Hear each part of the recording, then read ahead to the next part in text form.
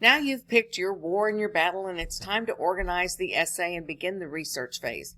So this is a part of the process that you're going to like. I know you don't think you will, but you will, because when it comes down to writing the essay, everything's going to be beautifully organized, and it will be a piece of cake to write this essay.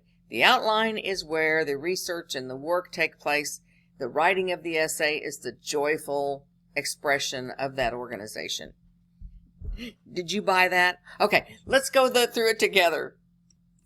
Okay, here we have the cause and effect template that I want you to follow. Now for the introduction and for the conclusion, I actually outlined sentence by sentence by sentence what to do. Outlines and conclusions are challenging for everybody, not just you, but for everybody. And remember, the conclusion and the introduction are each one paragraph. So you only have 8-9 sentences maximum for those 2 paragraphs. So as you complete the outline, you will take away this and you'll paste in the sentence that you wrote that is exactly answers this question. Next, we come down to the sections of the essay. The sections will be multiple paragraphs and will contain this information.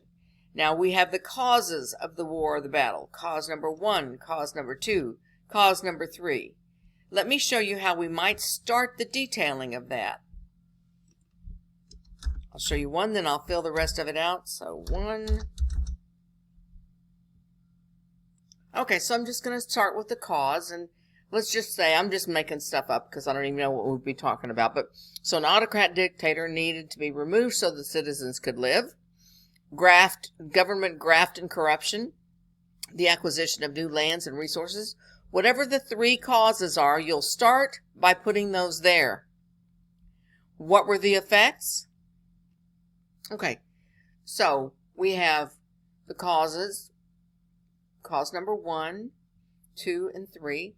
Then when we come down to the effects, just to show you how we would detail something, effect number 1, A, 1, the corrupt dictator was removed, and A, B, right? Next, effect number 2, the corrupt government leaders were arrested, because we mentioned what happened to the corrupt leaders because that was mentioned up here in cause number 2. So we need to see, once we list the cause, what was the effect of that cause. So that's why effect number 2 is what happened with the graft and corruption.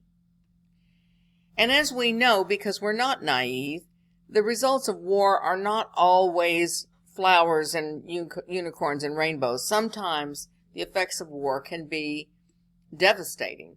And so cause number 3, getting new lands and acquiring new lands and resources, is just great, but somebody's going to lose out. So that's why I included this. And then once we ask, a negative effect was the expulsion of Native Americans from the lands.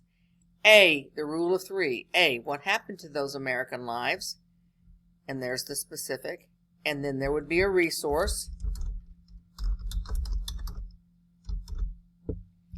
And then where did the Native Americans, where were they sent? Who became the new owners of the land? Okay? Now, somebody may disagree with those causes and effects, and we only need one source that said, no, I don't think this is true. Because otherwise, your essay will come off like a textbook. And we're not writing a textbook here.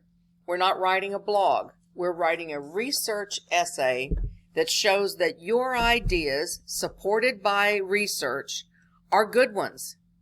That your ideas of how this war happened and why and what happened as a result is likely. Not necessarily you're right, everybody else is wrong, but it's likely. And so we always want to make sure that we see who would disagree with that. Won't take you very long. This is one paragraph. And then a paragraph of your philosophical take. You look back on this war, you go back to this statement that you wrote about why you were interested in this particular war or battle, and now it's your turn. in your own words, 7 or 8 sentences, 5 that are in your own words, 2 or 3 quoted and cited about your philosophy of this war or battle and why it took place and so forth. And then you have your conclusion, where I have literally laid out sentence by sentence what to do. Once you get the outline completely detailed and ready, you will save it, and then you will save that in the folder on your desktop for this essay. Remember, when you complete your final essay, this outline in its totality will go at the bottom of the document. You're going to submit one long PDF for this essay, and that's going to include the essay itself, the works cited, and under the works cited, you will cut and paste this outline so that I can look over the outline and follow your logic. That concludes this tutorial on outlining the cause and effect essay.